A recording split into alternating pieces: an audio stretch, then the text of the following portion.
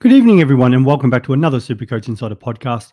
My name is Swizz, here with the opening of Supercoach. It is official. It is open for everybody for 2025. Obviously, if you're a gold subscriber, you've been looking at it for about a month now, but it is great that everybody has access and can talk Supercoach as we count down to the season, which is around 50 days away. I am live tonight, but obviously some people will be watching this on delay, which is fine. If you've got any questions tonight or as going down the track, feel free to either hit me up on X, Supercoach Insider 100 or Swizz26 for me directly, or just post them on the YouTube video. I'm trying to get through all the videos and comments at the moment. I do appreciate it. I'm smashing out some content. But before I talk a little bit more about that, as always, check us out on all our social media platforms, in particular YouTube and Spotify. We are uploading stuff on Spotify this year as well. We did probably take a little bit break there last season, but most things are going up. So we are getting around to it. You would have seen that I've been putting up all the team videos. Thank you to all the content creators that have jumped on. I do really appreciate it. Some of them have been recorded over the last few days. I haven't got them up yet. Did have a little issue with one of my editing programs, but I've got a new program. So I am working through editing those videos for you guys once I get time from work. Not the easiest thing some days, but we are trying as much as possible. Just did record one with Supercoach with DR from the Supercoach Swordplay podcast, and also Third Man Up. So great chat about Supercoach strategies in regards to buys for this season. And a big shout out to them because they are releasing a special book for the preseason, a bit like the old AFL prospectus. So if you don't follow DR or the Third Man Up people, definitely check them out because there's going to be some great content coming through there. I think DR said something like 256 pages of content from all of us guys out there in the content creator world. So we got Abs, the Skodfather. I butchered that the other night. So got called out by a couple of people. It's always hard because even with DR, like I know all these guys by first name and personally and stuff, and then I've got to actually think what their actual name is, that their alter ego. So it does trip me up sometimes, but we get there. But yeah, no, a lot of great content creators have put in time for that. So that'll be an awesome resource for you guys as we lead into the season. Thank you. We got the first one on. Mate, I hope you've had a good look at Supercoach. I know a lot of people obviously are jumping on and having a look. I do apologise if a little bit of the Wi-Fi does alter out a little bit. We are having some dramas just because of the amount of aircon that's been blaring in the area today. It's about, I still think it's about 35, 36 degrees where I am here in Melbourne. So it is a hot one, probably not used to that. But yeah, let's get into what I'm thinking of the team. If you do have any questions, if you've got any thoughts about your own team or selections that you're thinking. As I said, there is some strategy videos going up. Abs and I did do one about unique players. So just some of the guys that we think that will be pods come for the end of 31st of Jan, but that will alter. And the and in regards to the team ones, there are a couple ones that are coming out for you guys soon. We're just some real good insights with people who have actually been down to training. And we're also doing the Boom and Bust series this year. So that's great, having all the different content creators putting their necks on the line, saying who their either unique or big boom pick is, and for their bust. And there's some really interesting busts going on for the season. All right, Antonio, is Bont generally worth 680? I think personally it's slightly overs, but I did talk to who did I talk to recently? Wolf, from the official Wolf, one of the Bulldog supporters down there. And as he made a great point, is if you don't start him, how do you get him? He's probably the hardest one to get up to. He's the one that generally can kill you with a high VC score. So though I think the regression continues on just a little bit, like last year, Well, we obviously saw what he did a couple of years ago. I'll go straight to the mids because that'll be the first player we'll put in today because Bont is in my side. I have found the money to get him. So last year, didn't miss a game, 2,907 points, currently in 51% of teams. So massive ownership, average of 126. It's only a slight regression from the actual year before. So if we have a look at like those kind of 2024 stats compared to 2023, you'll find that it isn't actually that big of a jump down. I think was at 2,982 from the previous season and 2,907. So yeah, it was only a slight drop off. He's got the potential again to be the number one player in the competition. So you definitely have to consider that. And captaincy scores are huge. Like if we go into sort of those season stats, so that's 2024. And the big thing there, like just have a look at some of these like VC and captain scores in particular. Geelong, the 141, Hawks 142, Richmond 135, another 135 against the Swans, 186 against the Pies, which was just humongous. Freo 162, North 157, and then later on the year, Melbourne 182. Now, can he deliver those complete massive scores again? As I said, it probably a slight drop off, but it doesn't look like he's going to play forward that as much as what we're probably expecting. They've still got Darcy. If Ugle Hagen sort of gets his training standards right and back at the club, and then Norton, they've got the three tools down there. They've still got the smalls. So I feel like he could rest. That little bit of time forward, but he's still going to be in the guts. And Liver's not getting younger. Treloar, as I've said multiple times, did have that little calf issue before Christmas. So who's the main man? Who's going to win them all the games? It's Bont, their leader. So I think he's got to be locked into your side, guys. It's just too hard to ignore him. And just because of some of their games too, they do have some early games in that of leading up to the bye. So they have a few Thursday, Friday night games. So he's the perfect VC, and he's a great backup as a captain. I get why people want to consider fading because of the price, but I think you can fade other players. And it was well worth the price at 724. 1 year old, he's still, he's still 29, I believe. So it's not like he's completely over the hill. And his positions are absolutely so damaging from a Supercoach point of view. Not the sort of guy that racks up necessarily 35, but if he touches it 25 times, he can be so damaging. So when is he turning? He's not turning 30 until the end of the season. So yeah, he's still in a really good age bracket. I really like Bont, and I think that's what everybody's saying on the group chat. So that's great, guys. Do appreciate. So Bont's in there. We'll continue on to the midfield. Let's change it up, and we'll go midfield for time. So the guys that definitely haven't changed in my team: Zachy Butters and Caleb Sarong. I have had this thought with the buys. So Sarong's 18%, a little bit probably lower than what I'd think. Butters 31%, no surprise there. Massive with Butters and Sarong with their early draw. It really opens up for Sarong after the first couple of weeks.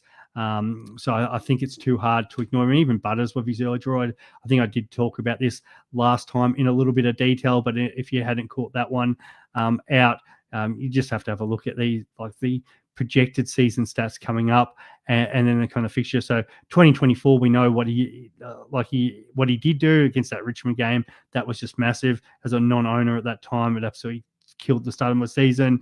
Yeah, he does put the odd low game in, but that finish 132, 131, 156, 115.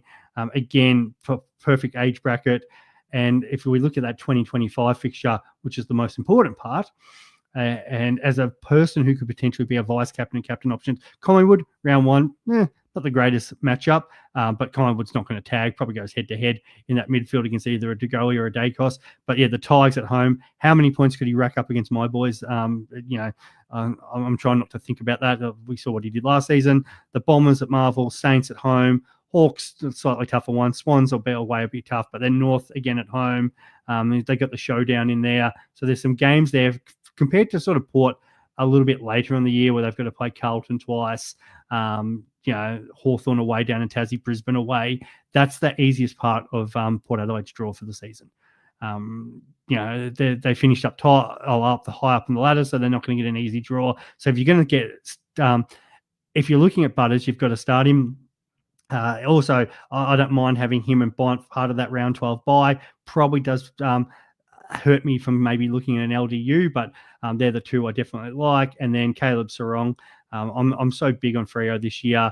There's a real breakout. I can see why some people are looking at Young and Brayshaw, which I've got no problem with at all.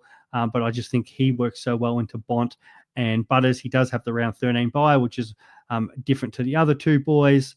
And then if I go into the season stats again, more importantly, for this year coming up in 2025, that fixture again, Geelong, Sydney, tough games, and then it opens up West Coast and Bulldogs both at home, Richmond at the Barossa. Oh, that makes me shudder. Melbourne, Adelaide, St Kilda, and then it starts to get slightly tougher for them, but they've got that. That's probably as good as it can get for another team who's going to be fighting for the 8. And even around that bye period, it's actually pretty good. Gold Coast North, Essendon, Saints. We don't know which team's going to jump up, but in regards to teams sort of fighting for that top end, that's fairly soft when you're not sort of playing at the start of the year all in a row of your Brisbane Lions. There's Geelong and Sydney in there, but there's a good run in a row of games that they should go well at. And the best thing part of it at that time of the year, that it's not likely to get managed. We don't need to worry about them trolling different players. They're going to try to go out and get as many wins early as possible and beat up on some of those teams if possible. And you're saying looking at Brayshaw over Strong, which is fine. I've got no problems with people wanting the Brayshaw option. I think that works. Global, hey mate, thank you for jumping on as always. We'll get up to a couple of these questions here.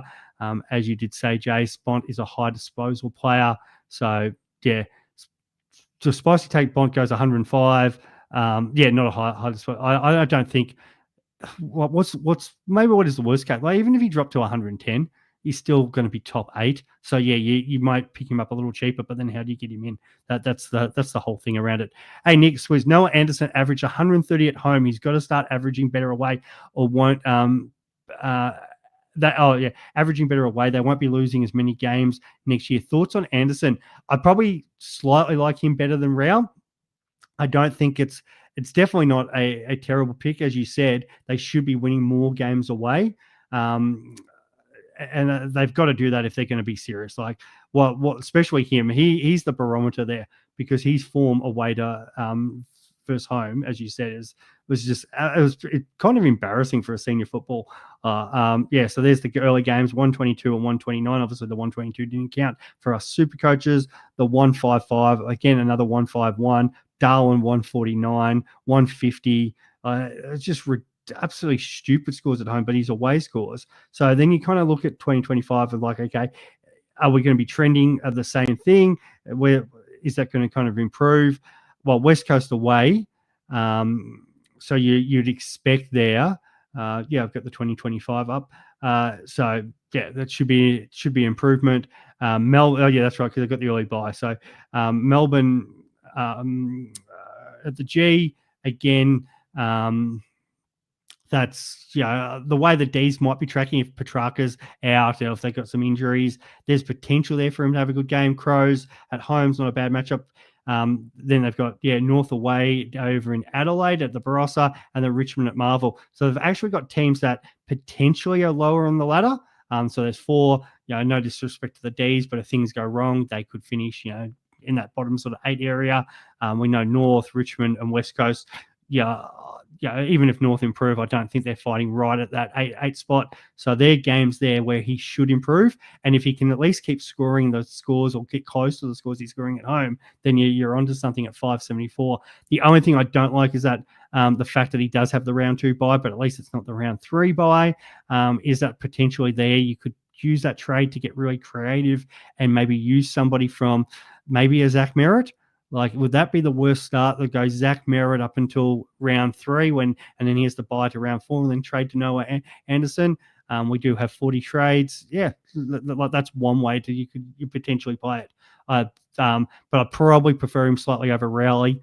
As much as Rowley tackles more, and Rowley does have the fast starts, he's kind of a little bit on the burn list. But maybe with extra fitness, Maybe Rowley can improve, but yeah, Anderson's definitely somebody who's, especially as a vice captain option, looks really good.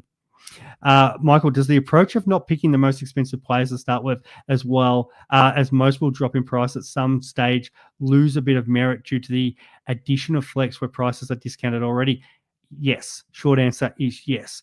I think because we are getting the way the algorithm will work is those players will slightly come down a little bit more, but I don't think it'll be as a huge gap as we've had in the past. So I do think it does add a great point that you're saying there. And the guns and rookies, if there's enough rookies, could be a really good strategy still, because I don't think those key players are going to miss so much. And obviously, the more rookies you have, the more of those guys you can get in.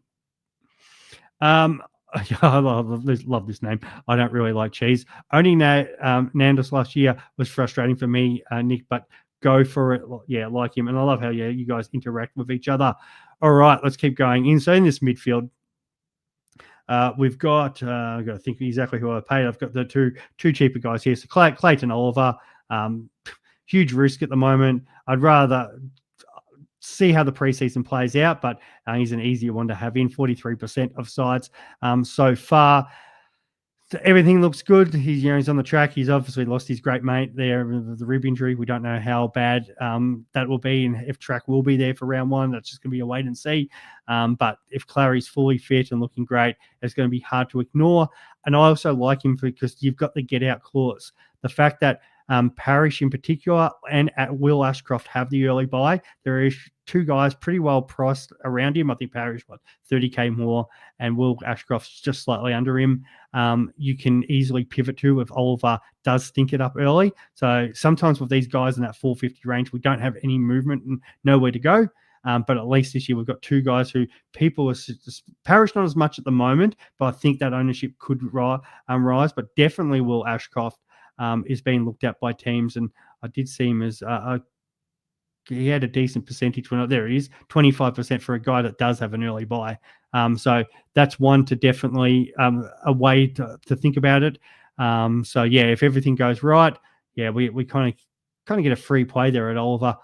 So I do like that. The next one is James Peatling, currently at 22%, has crossed over from the GWS. All match reports so far is he's playing midfield.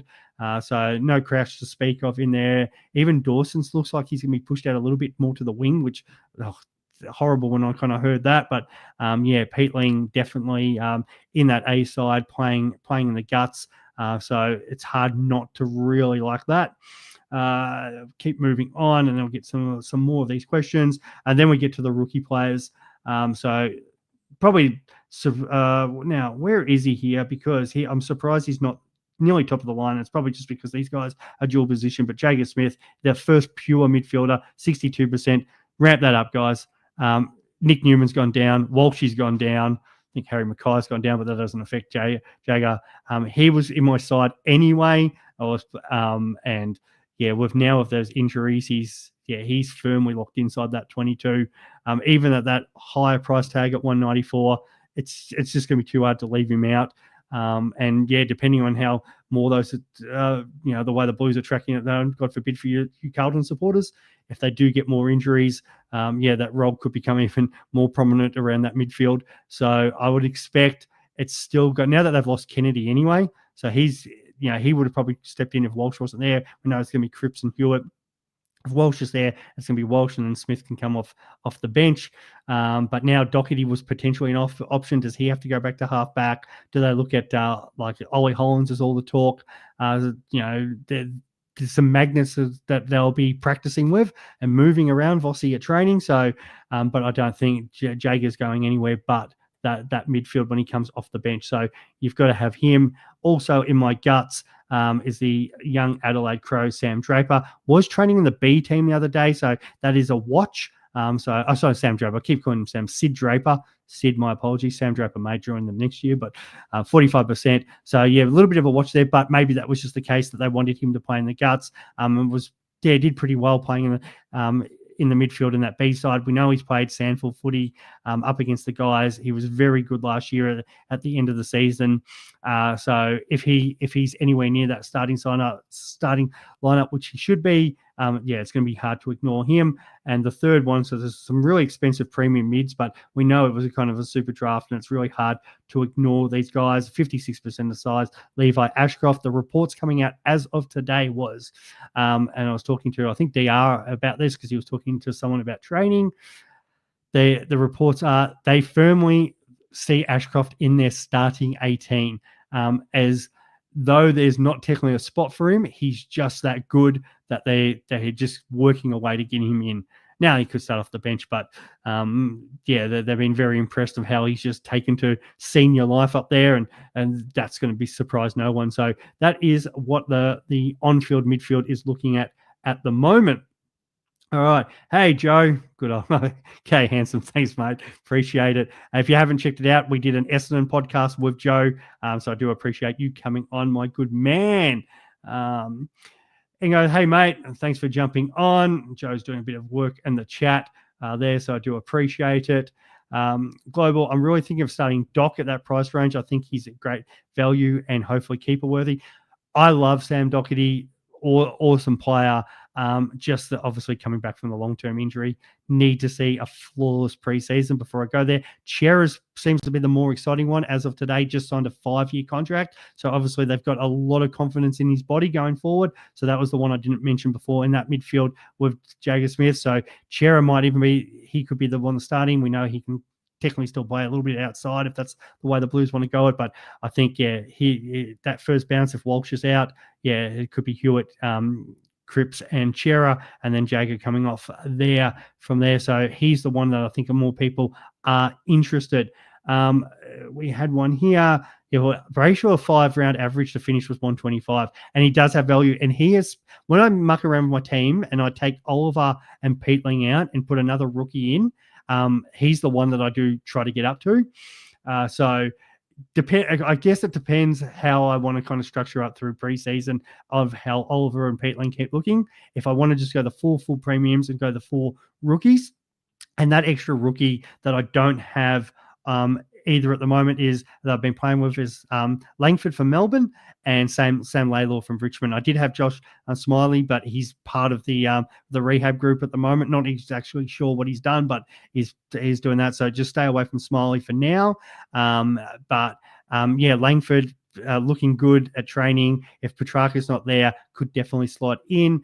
And the other one, as I just said, Laylaw, a little bit. I don't normally like paying the full price for the number 1 tag, but he did play a lot of midfield time in the match sim the other day, and then spent, I think, 15% time forward. But so he's doing everything right. I didn't think he was going to be this right this quickly after coming back from these injuries he had in his under 18 year. So that's great to see from a Richmond supporter side of things. So you could potentially go either one of them, or I could go one of them, and then find the money, get Brayshaw, and have the 2 Freo guys with that sort of draw. And even if they tag one, and the other one's going to get off the chain. So I'm not sort of second guessing. And I know Damo, and he's probably watching, and I need to say it. He is huge on Hayden Young. They've signed him for a long time. So he's big on him. He usually gets a lot of things right with these Fremantle Dockers. So don't discount him. Thanks, Frankie. It's the same as yours. Well, yeah, cool. We're on to something there, mate. Maybe we're both going down the boat, down into the ditch together. But hopefully, mate, that serves us both well. All right, let's get back up here to some of these other questions because I did skip quite a few. Here we go. If your team has a pun name like Lynch Mob, is your team doomed? If you don't, 100%. All right. Wardlaw, Parrish, and Ashcroft. Yeah, Wardlaw as well is in that range. So if he has a flawless preseason as well, so you've got options to go Clary over to somebody else. We're not usually in this position. Sometimes there's guys in other positions, and then you've got to move your loopholes around. But it's I feel very different this year. A lot more confident in these sort of guys with these options. I get asked this question a bit. People hit me up on the chat. Thoughts on potential Wardlaw breakout? My only worry about it is Sheasel in that guts LDU contract year, and by all reports, North Melbourne are going to want to keep him. We know St Kilda and Essendon are coming hard.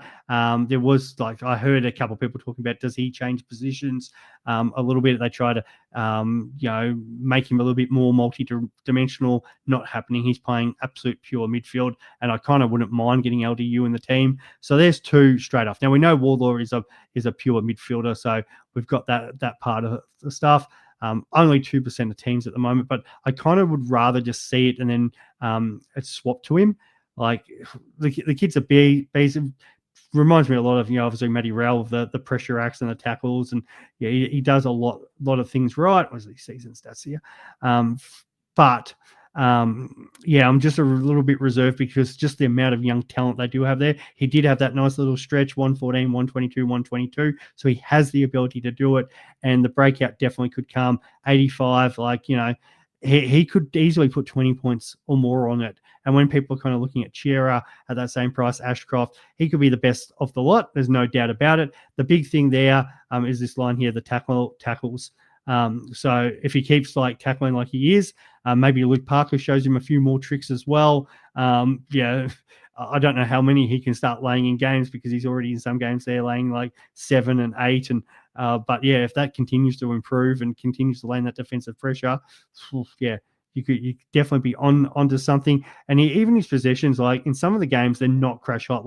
You look at that Brisbane game, there's 11 touches there, 15 against the Blues, 16 against Adelaide, 15 against the Bombers. If he becomes more consistent and gets 20 touches in those sort of games, and we see more like the Collingwood game where he's getting 30 touches, absolutely is a definite option for us in our teams.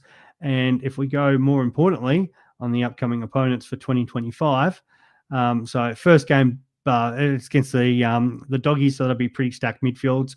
But I don't kind of mind these matchups. Melbourne and Adelaide he'll probably be head-to-head versus Real would be an interesting matchup there. At least he goes defensive pressure. So even if he goes next to Cripps and he can start laying tackles there, if he has to line up against Heaney and laying tackles, but then can still obviously get it on the way back.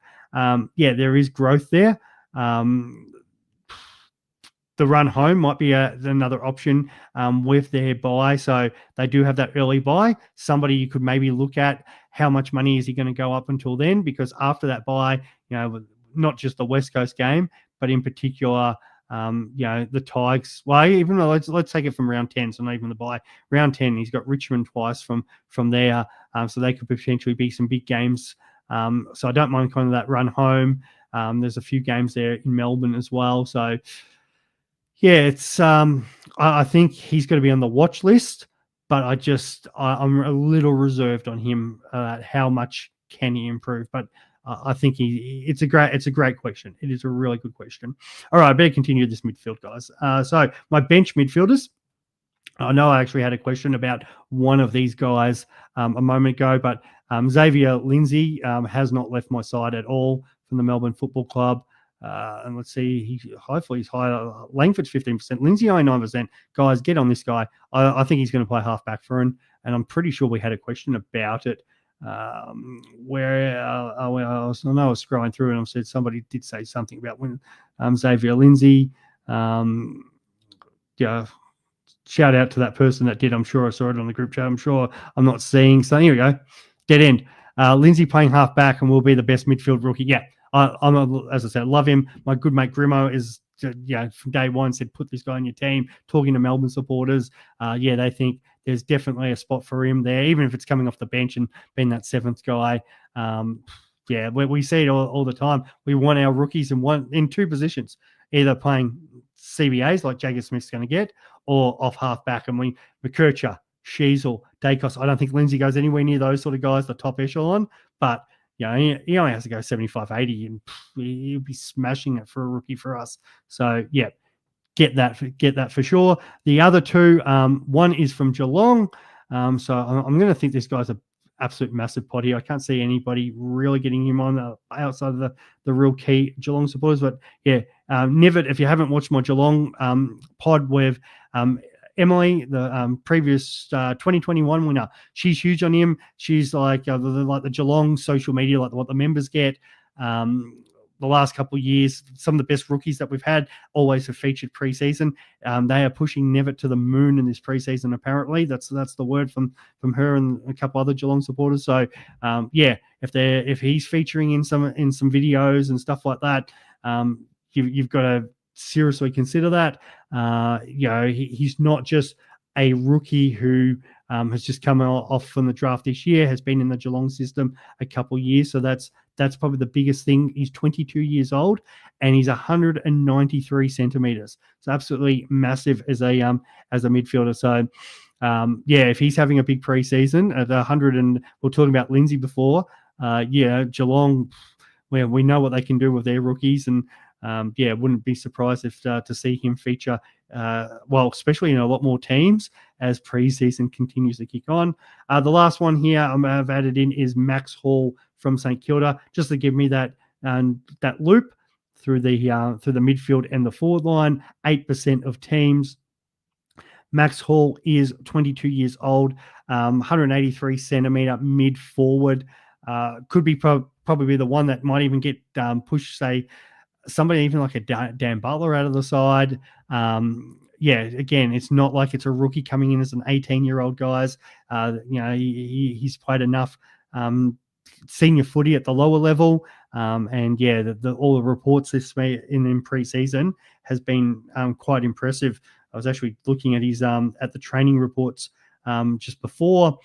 What do we have about Max Hall? Because there was an extra update about him. Apologies, guys. There he is. Max Hall. The big thing there, kind of playing that half forward role, but for the A team in match sims.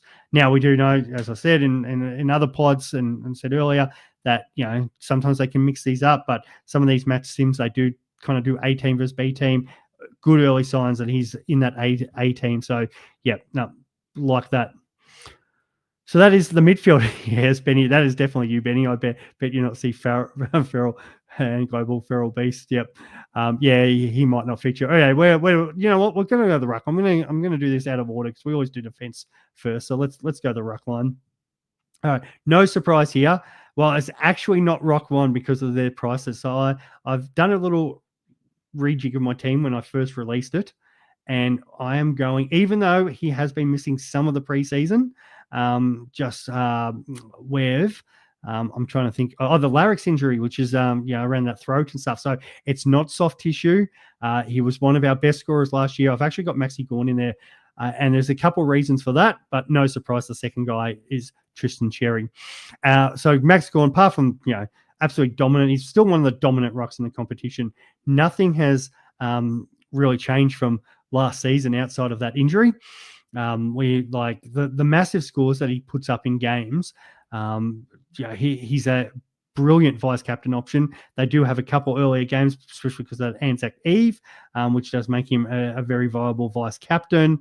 Tom Campbell has come in for a bit of support, so that's probably the only worry. If I saw Tom Campbell in this side early, though I have talked about in the Melbourne pod, you could potentially handcuff Gawn to Campbell if that's the way you want to go, especially if you're in a draft league. If you get Gawn in your draft league, make sure you get Campbell at the end so you can lock them in together.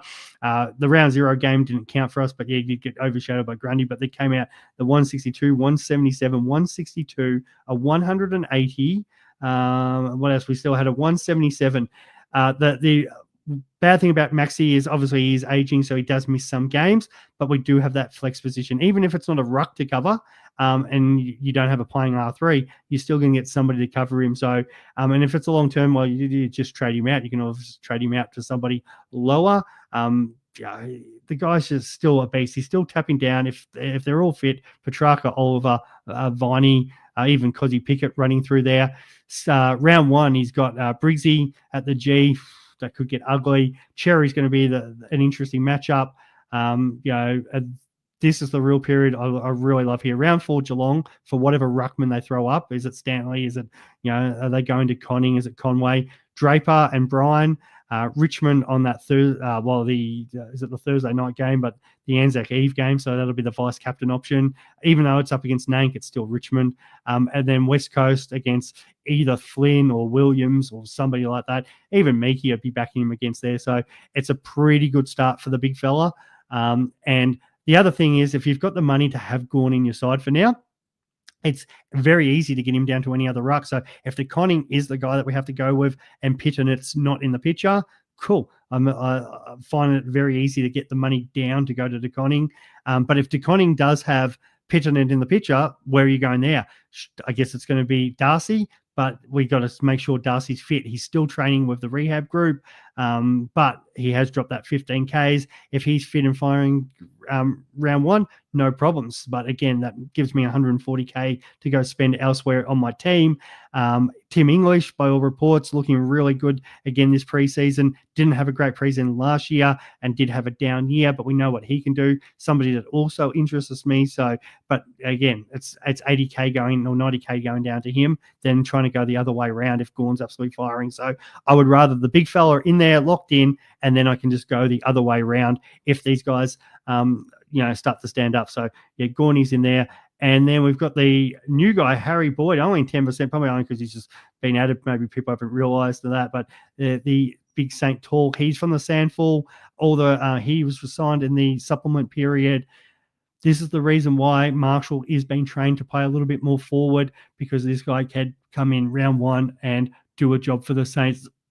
He does have the ability to play forward as well. The rumors is Kammer is playing backline to replace Battle. So they have had that loss. If that's the way the Saints end up actually going. But yeah, so if Kammer goes back, they need somebody to take that forward to help. They've also lost Membry, who's gone off to Collingwood. So it's sort of King and Sharman. So yeah, they do need another option. And Boyd is either going to play forward or he's going to play ruck or he's going to mix between the both. So yeah, I think he's a no-brainer. I don't know about the R2 that some people are looking at. Maybe if you want to go R2 Flynn, if he is the standout ruckman, and then go a Boyd, yeah, that's definitely an avenue that I've explored as well. But I just kind of need to see it from Flynn, who does not feature in my flex at the moment. He has actually fallen out of my side just because I don't think they're any clearer on who's rucking. Is Williams going to play forward? Because now they've lost Darling, which means then how much ruck time do both of them get? So I just want to wait and see what kind of happens there when their training notes come out. And I haven't actually done my West Coast pod with any West Coast supporter. If actually anybody knows a West Coast supporter that wants to jump on the pod, shout out, because it's probably the hardest team we're finding to get info from. G'day, Kev. Thanks for jumping on as always. Yeah, love his story. Even when he kicked that goal against Richmond, I know it was against my team, but still got up and applaud him. I think he'd be even for the most fans who absolutely hate Carlton, you'd still probably have a soft spot for Sam Doherty. Here we go. Don't think anyone's going to pick him, but hope Massimo has another big year. Yep, 100%. That would be great. Oh, Shano, thoughts on Jaden Short? Short answer is no. I can't bring myself to do it. I'd like to see it. I know he's the what other options kind of we have in that sort of range. He should see more ball. It's the same kind of with Floston. Who was the example I gave the other day? Jordan Clark, who I do like in the back line. I said he's a better version of Jaden Short. He's going to see plenty of ball, but he can butcher it. There might not be the targets for him to kick to. I need to see it before I need to commit there. And maybe because I got burnt last year for it, it really hurt. So I'm not willing to go there. And I don't even think even he tried to suck me in preseason and had a massive game. I'd need to see it for a few weeks in the seniors before I'm willing to commit there. If we get LDU, do the Bombers win a final next year? No. Yeah, Joe, you'd be a better chance, Joe, for sure. But aren't you guys all in for Harley Reid? Aren't you selling the farm? You're going to have no players left but Harley. But yeah, you're selling the farm there. Pete, Ling a dead set trap. I might have missed some conversation there. I think every team is considering LDU, but not just the Bombers. I love it. Hey, Swizz, what are your thoughts on running the midfield bench for both a defender? Yeah, I've got no problems. I like this, Lethal. So sometimes I try to do it. It's just that there's so many good midfield rookies in there. I don't actually want to take up a spot. I'm struggling there to even fit Lalo, as I said. If a couple of these other rookies stand up, while Oliver and Peatland are going out, I'm getting another rookie and I'm going up to another premium just to try to fit one in. So, and the other part with the defense right now, there's just no good defenders. Like, I'll get onto the defense. I might even leave it to last, but I'm hating the defense this year. There's just like hopefully some rookie options put their hand up, but I'm just not loving it. Hey Jonas, who we got else? Thoughts on O'Driscoll? Yeah, not a bad, but it's kind of just in that weird price range, isn't he? It's where are we here? We probably need a midfield because that's where he'll be. It's where are we here? Fremantle. You got to love when this side thing doesn't want to play ball, but here we go. Nathan O'Driscoll. Neil Erasmus is in 45%. Be interesting to see where he kind of starts. I feel like he's a big sub candidate, which is a worry. O'Driscoll, 198K. So like the price isn't too bad for a guy that's going to play wing. So again, as a rookie, compared to some of these other rookies, he's a senior player. He's got the role. They've got a bad start. It's not a bad pickup. It is like a little bit more on the expensive end.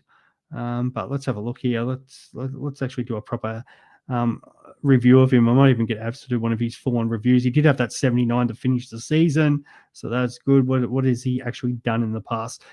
Because to be fair, I haven't actually thought about a Driscoll at all, so I love this sort of question, mate. There's nothing there that's really been selling me from a scoring point of view. A couple of 70s and 60s early on.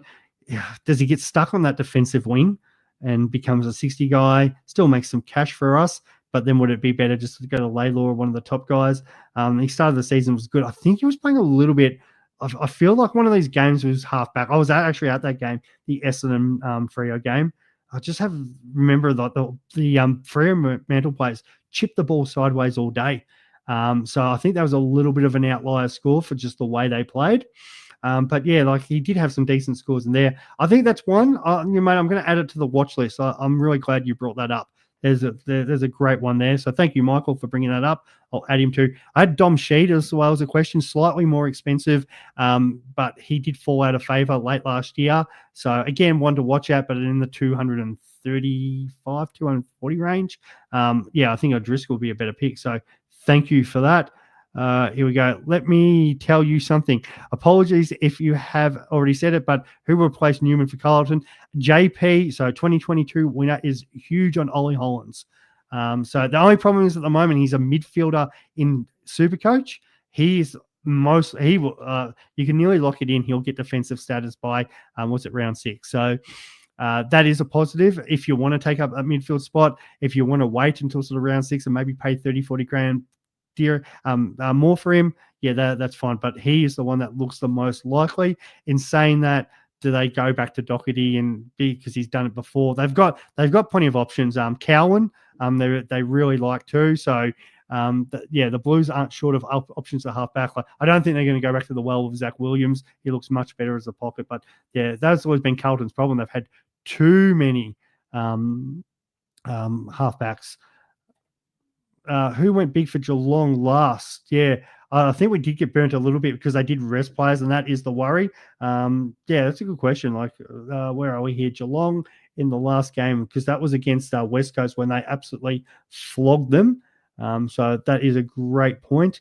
Let's see who we got here. Geelong. Let's go. I'll go Jeremy Cameron. Let's have a look here. See if I can get that game up, because that's a great question. Because as you said, they are playing Richmond. Do they try to maneuver their team around when it comes to that last game? Which you think Geelong will be locked in. The thing is, if they need percentage, well, they probably got that locked away by then. So Geelong, West Coast. Jeremy Cameron went 143. Reece Stanley 144 in the ruck, had a field day up against Bailey Williams. Who else do they have? Maxie Holmes 120. Jack Bowes had 130. Dempsey 99. They had plenty of guys turn up or get pretty well from 98 and above. 1, 2, 3, 4, 5, 6, 7, 8, 9, 10. Actually, if we go 90 and above, 11, 12, 13, 14. So, yeah, there's eight players there that didn't get 90 or above for that game where they belted West Coast. Yeah, that is the Tigers. Maybe it's going to be the same thing. What was their actual Supercoach points on the day?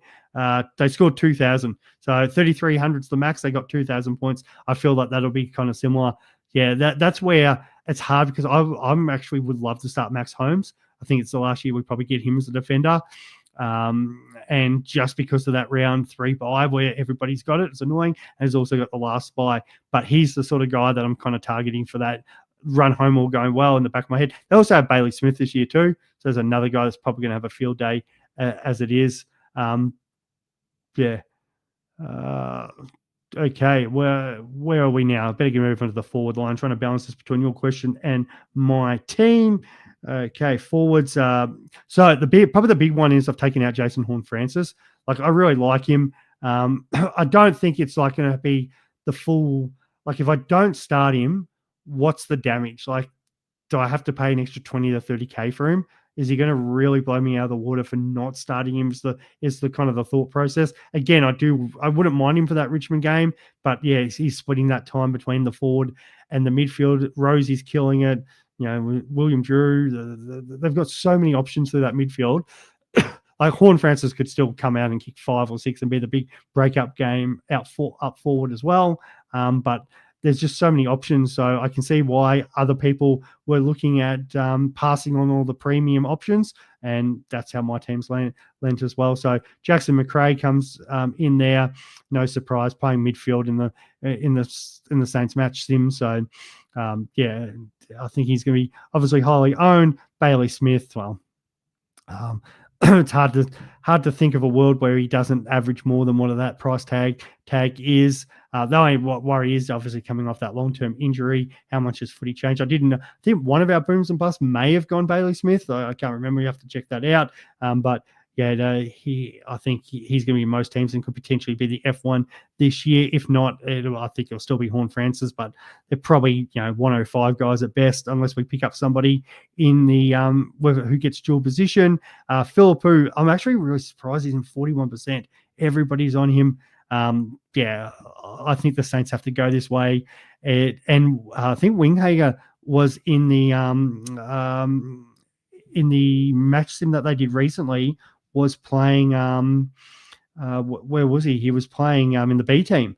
So yeah, just something to think about there. Definitely, obviously they want to get more minutes into the young fellas. I'm just trying to see. Yeah, McRae, all class in the midfield. So that was the report. Winghager was playing in the B team. So was Hugo Garcia. Zach Jones was playing B team. Mateus Philippou everywhere in the mid for the A team. Just lock him in, guys. Get that percentage up. It's hard. I think Chris is going to eat some words there because Chris was pretty on. I'm pretty sure it was saying no interest in him. I'm sure somebody will bring that up for that listens to our pod regularly. All right. So and there's one other, and then it's Caleb Daniel, the little helmet. No, yeah. There's a guy that also could be one of our best forwards. North do it every year. The question I asked the other day on one of the pods was, who's North Melbourne's person next year that he's getting? They're picking up or they're transferring to a halfback or a kicking role. Because what we had Zeeble, Aaron Hall, Zach Fisher, and now we've got Caleb Daniel. I was throwing up the idea. Maybe it's Chase Jones. Maybe there's somebody else that they might pick up. That might be out of favour or whatever, or that becomes their back pocket next year. But they are awesome to us in regards to that role. Yeah, I've got the big fella in. I've got Tommy Lynch. No, I don't think anybody's surprised about that. And why he's fit, he's in my side, 180K.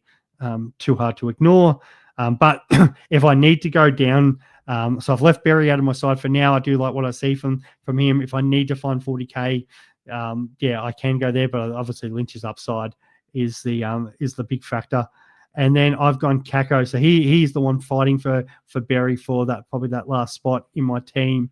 Yeah, the Bombers desperately need that kind of, what I've been saying, so that Waitman, Ginnivan type forward. I don't think he's like in that sort of, some people would say maybe like a bit of a tool or whatever, but but somebody who's going to get up in their face and cause pressure and whatever. So I think there's potential there. As much as small forwards sometimes rely on goals, I think that that there's enough defensive pressure from him, and he has been doing some half forward roles in the Essendon match sim. So there's a lot to like about how he's travelling at the moment. Even the other day, where was it for? I'm sure I saw something about Kako. Yeah, impressive at half forward. So yeah, I think he is somebody to definitely continue to watch. I've got a real smoky, actually, probably my F7 and 8 are a bit of smokies. So one's from the Brisbane Lions and one's from the Western Bulldogs. Be interested to see how far I've got to scroll down to get these guys in. So the Bulldogs guy is there, Sam Davidson. So he's the one that's come from Richmond, mature age. The Dogs do like to play those sort of players. Caleb Poulter came in mid-season last year. With McRae gone, Bailey Smith gone, there is a potential spot there for somebody like a Davidson who does have a good skill set to come into that forward pocket or half forward role. So far, like what I've said, like what I saw of him last year playing in the Richmond VFL side, I was a bit disappointed that we didn't pick him up.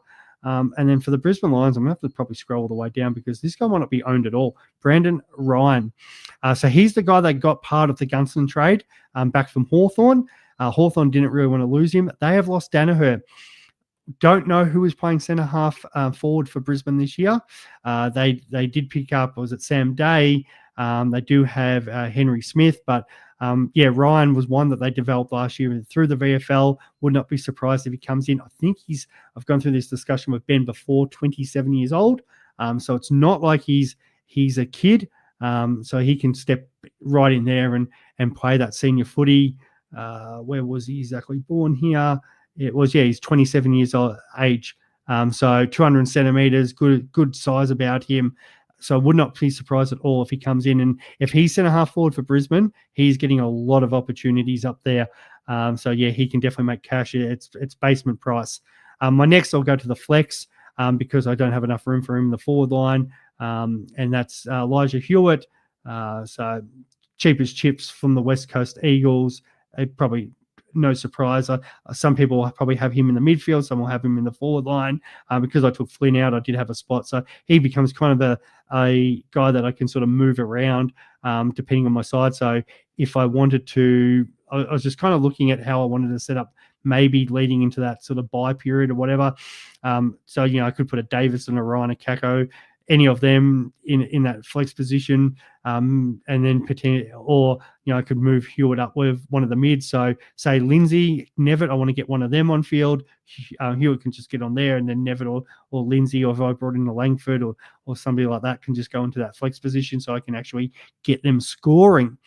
All right, that leaves the defense, but let's go back to some questions again. Never trust Geelong. Yeah. Well, that shows. Don't do it. Rumor is Nod is in and ahead of Erasmus. Yeah, I think it is ahead of Erasmus. I've had him. I think I had him on the wing position, and I haven't had any Freo supporters tell me otherwise at the moment. Boyd's ahead of Dobson. Yeah, so Dobson is more that long-term view. Yeah, he was the best ruck in the under-18 program last year, but Boyd, from playing against seniors, is ahead of him, and I think they'll just let Dobson develop in the seconds. Darcy had a baby and lost some kilos. Who says he won't get knocked up again? That is brilliant, Jonas. Love your work. Thank you for playing rucks to the moon, and I don't mind at break evens and that. I could definitely find a way to fit Flynn back in. Just depending on how he goes. Riley, yes, you've obviously been listening to Abs. Starting Whitfield, even with his early buy, mate, he was awesome on the run home. Abs was saying the other day he regretted not having him. You could definitely look at it.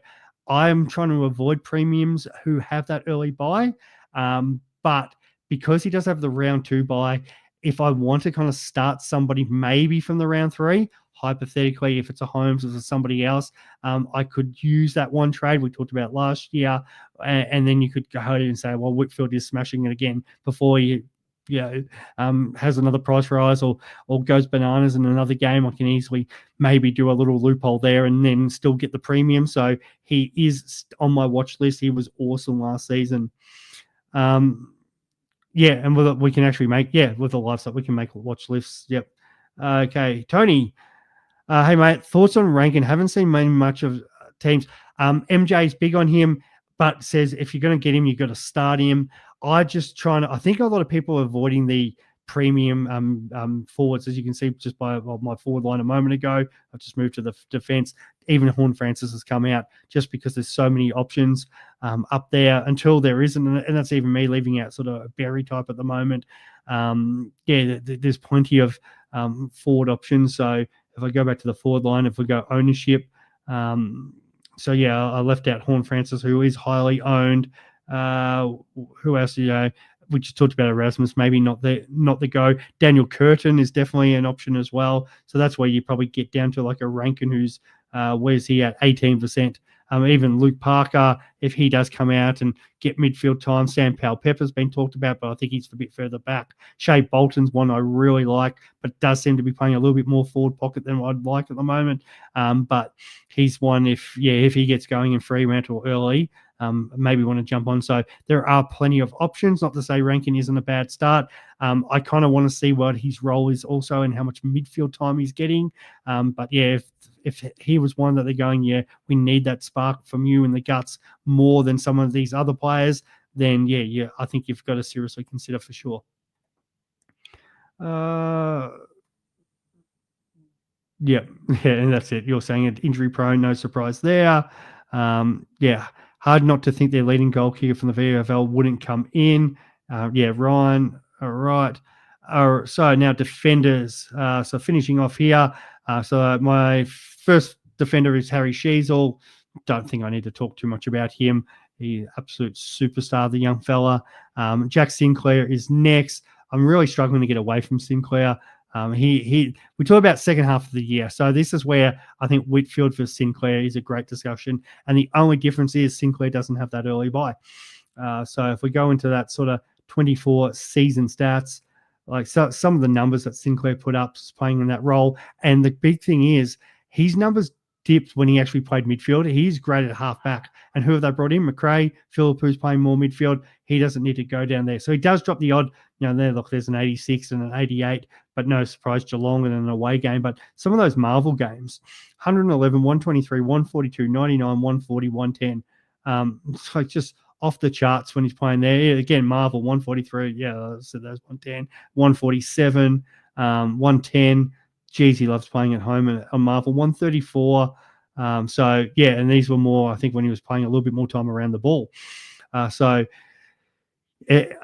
There's potential there to say Sinclair's even a little bit undervalued just because of that start. And then, early on in the season, Richmond's the big one at Marvel. Sit behind the ball and have a field day. It gets this run of Marvel games against the Dogs, the Lions, Freo, as they sort of kind of head towards that mid-season. And then again on the run home, there's plenty of Marvel games in a row from round 14 onwards. And one of the away games is the Tigers against the G. So I'm finding it really hard to ignore a Sinclair. And it's a really good discussion, Jack Sinclair versus if I go from, let's go by 24 points. A couple of people asked me about Nick Martin. I'm going to play more midfield, but there's Sinclair averaged nearly 110. Whitfield averaged 111. So you're kind of nearly splitting hairs, but is that 1 point or 2 points difference worth it for Whitfield, who has an early bye? No, would be the short answer. Yes, Whitfield's finish was just off the charts. Can he repeat that? Like that's just stupid. Surely teams consider putting some attention into him. I did have some lower games in the start of the year with those 85s and that 54 against the Sydney. Probably might not have been the best conditions, but then again, that's a lockdown role that the Swannies can dish out. You look at the difference with his kind of start. We've talked about the early bye. They're sort of a bit everywhere too, the Giants early on. MCG, they go down to Tassie. The back against for West Coast at home. Then they go to Norwood. They stay in Adelaide, play Adelaide Oval. They're at Manuka. They're at the SCG. They're at Geelong. Like get up the frequent flyer miles. So I'm kind of a bit more interested in the Giants players as you get sort of more in that bye period because their draw slightly gets better then. So Yeah, I'm definitely more an advocate for a Sinclair than I am a Lockie Whitfield. All right, so we'll go back into ownership levels here and go down. Sinclair 30% of sides.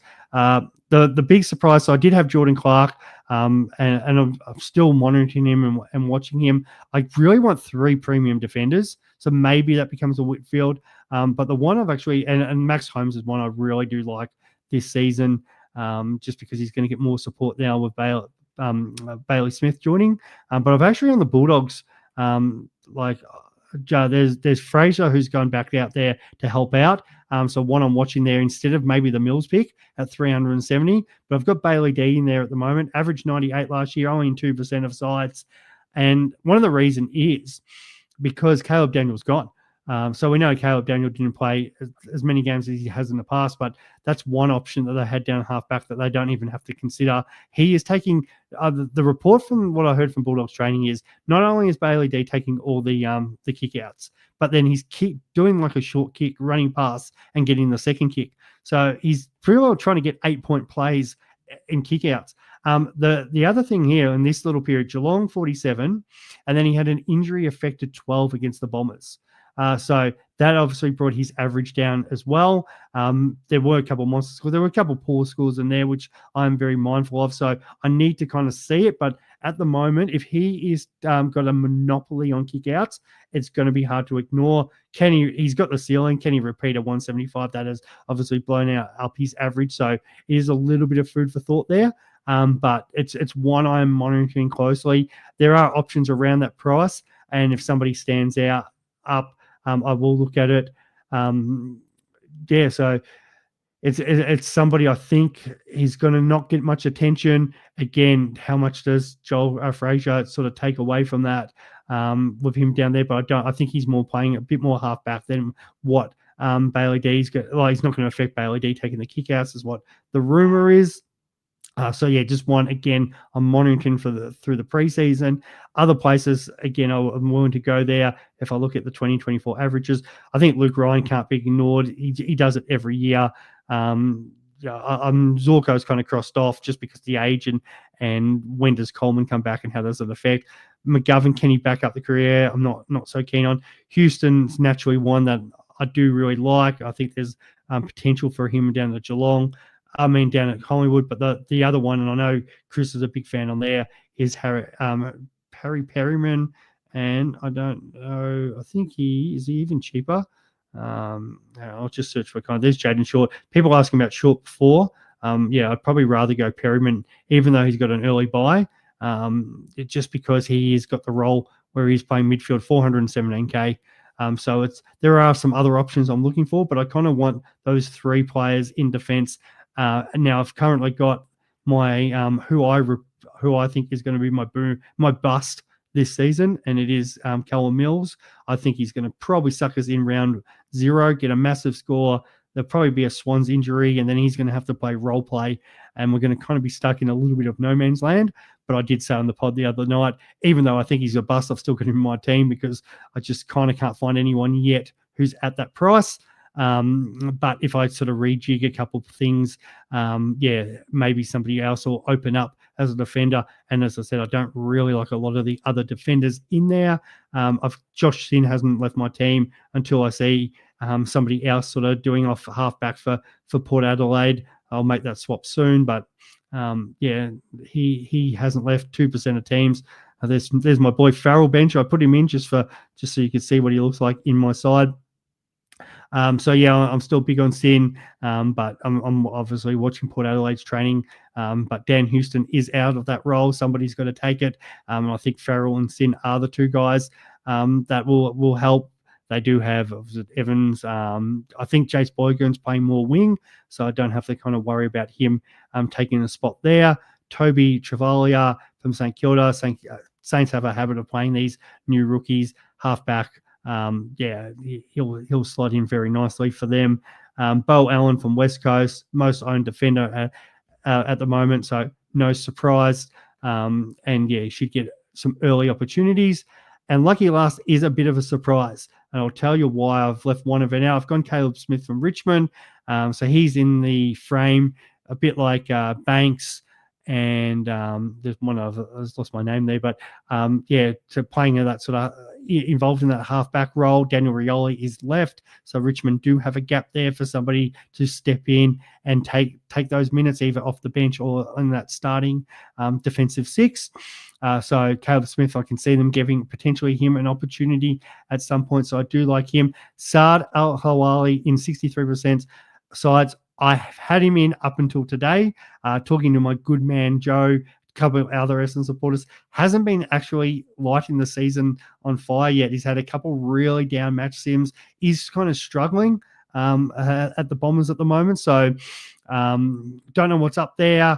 I'm sure he'll turn it around, but I've just got some reservations. And because he's cheaper than all of them, it's easier to go down to him than going up. So that's what which I've gone with for now for my starting side, as we are officially 50 days out from our first lockout. So yeah, I'm pretty happy with that. And yeah, just as I continue to monitor preseason, there'll be maybe a couple of slight changes there, but yeah, I'm actually pretty happy how that's kind of looking. All right, some last minute questions before we go. Going. Rao and Rochelle playing at the Tigers next year. Oh, well, that'd be great. No, I don't think it's that. I think Pies are still chasing Rowley pretty hard, but I just can't see it happening. G'day, Big J. What's up? Well, we're doing this.